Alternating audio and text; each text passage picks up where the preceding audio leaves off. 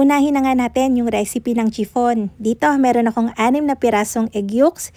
I-beat natin yan hanggang maging frothy. Dapat yung may gigel para intense. Once na nag-pale yellow na yung color niya, mag-a-add na tayo dito ng 1/4 cup ng oil, 1/3 cup ng milk, pwede rin naman ng water, 1/4 cup ng sugar, and 1/2 teaspoon ng salt. Haluin naman natin yan hanggang sa matunaw na yung sugar and salt.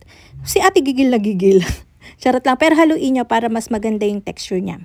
Dito mag-a-add na ako ng 1 1/4 cup ng cake flour. Isi-sift natin yan and then haluin. So sa paghahalo nito, until well combined lang. Hindi pwedeng sobra-sobrang halo kasi pwedeng maging matigas yung cake natin.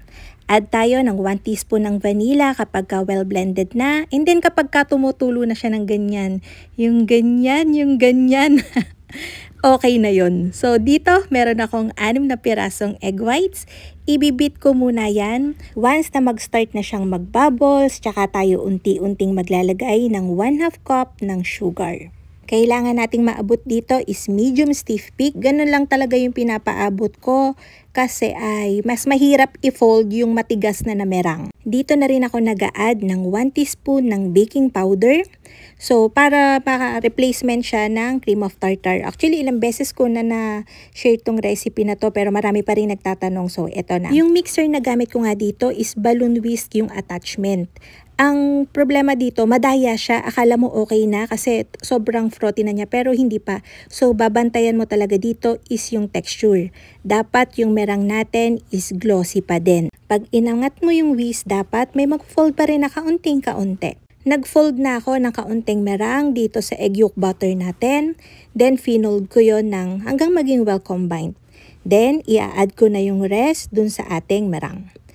Hindi ko na inedit yung pag-fold dito para makita nyo talaga siya ng bonggang-bongga sa mga baguhan na hindi pa marunong mag-chiffon o hindi pa kabisado yung pag-chiffon. Kada scrape ko ng spatula, mini-make sure ko na nai-scrape ko yung bottom and sides ng bowl para mas madali yung pag-fold natin. Mahalo siya kaagad, hindi na tayo magdami nung pag-fold para hindi na magputukan yung bubbles dun sa merang natin. Yun kasi yung nangyayari doon kapag marami na kayong beses na nag-fold.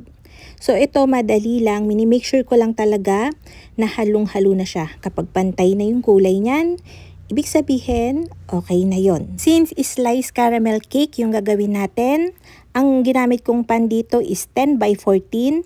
May line na yan ng, natawa sarili ko, ng glassine paper kasi gamit na gamit yung mga pan ko dito mostly. May mga butas na yan or may uka na. So para hindi tumulas yung cake natin, ay di naglalagay talaga ako ng parchment paper or glassine. Nilagay ko lang yung cake natin, nilevel ko, then inalog ko para mas maging pantay. Sinasalang ko yan sa preheated oven na may 150 degrees Celsius and ibibake ko siya for 20 to 22 minutes. Kasya din to sa 9x3 na round pan or sa dalawang 8x3 na loaf pan.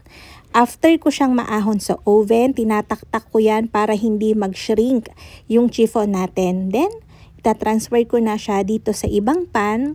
Tatanggalin ko yung dikit ng glassine paper sa mga sides para mas makasingaw yung steam and mas mabilis siyang lumamig. So, yun lang. Abangan nyo yung caramel recipe natin para ka-partner nitong chiffon. Yun lang, bye-bye!